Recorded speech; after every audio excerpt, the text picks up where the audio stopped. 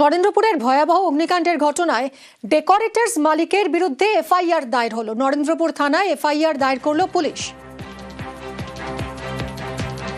কথা বলবো, অনুপ রয়েছে সঙ্গে। অনুপ, কি অভিযোগে নিয়ে এফআইআর দায়ের হলো ডেকোরেটরস মালিকের বিরুদ্ধে? আগুন লাগার ঘটনা, সেই ঘটনা ইতিমধ্যেই নরেন্দ্রপুর থানায় লিখিত অভিযোগ দায়ের করা হয়েছে। অভিযোগ ডেকোরেটর যে মালিক, সেই মালিকের বিরুদ্ধে অভিযোগ দায়ের করা হয়েছে, এফআইআর হিসেবে গণ্য করা হয়েছে। গঙ্গাধর দাস তার নামে কিন্তু ইতিমধ্যে এফআইআর রিজু করা হয়েছে এবং রিজু করা হয়েছে একটাই কারণ, যে আগুন লাগার ঘটনা থেকে শুরু করে প্রত্যেকটি ঘটনা যখন ছিল সেখানে ফায়ার সিস্টেম যে কাজ করেনি এমনটা কিন্তু, ফায়ার সিস্টেম ছিল না বললেই চলে, এমনটাই রাজ্যের দমকল মন্ত্রী তিনি স্পষ্ট করেছেন। পরবর্তী তিনি জানান, যেহেতু এই ডেকোরেটরসে যখন আগুন লাগার ঘটনা ঘটে সেক্ষেত্রে এখানে যে সমস্ত আইন মেনে কাজ করতে হয় কোনোটাই মানা হয়নি।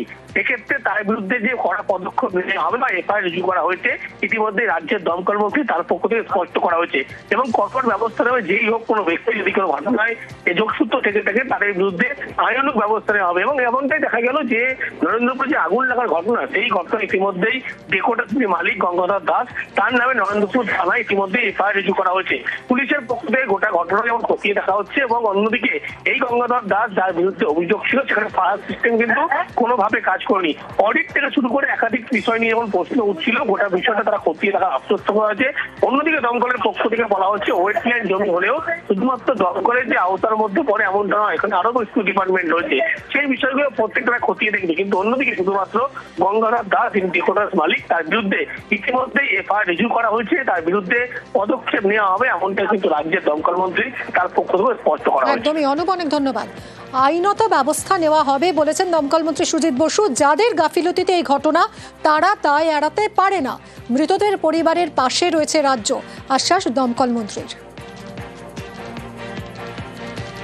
এই ঘটনা অত্যন্ত দুঃখজনক একটা ঘটনা। আমি নিজে খুব শকড এবং আমি মাননীয় মুখ্যমন্ত্রী তিনিও খুব শকড। যাদের জন্য এই ঘটনা ওখানে ঘটলো গাফিলতির জন্য, তারাও তাদের দায় কখনোই এড়াতে পারে না। আমরা আইনগত যা ব্যবস্থা অলরেডি আমি বলেছি, এফআইআর, এনকোয়ারি, আমাদের যা যা ইনভেস্টিগেশন, ফরেন্সিক সব কিছু ওখানে হবে। যদি কেউ দোষী হয় এই ঘটনায়, এতগুলো মানুষ মারা গেছে, তাদের আইনের যা বিধান আছে সেটা নিশ্চয়ই সবকিছু সেখানে দেখা হবে।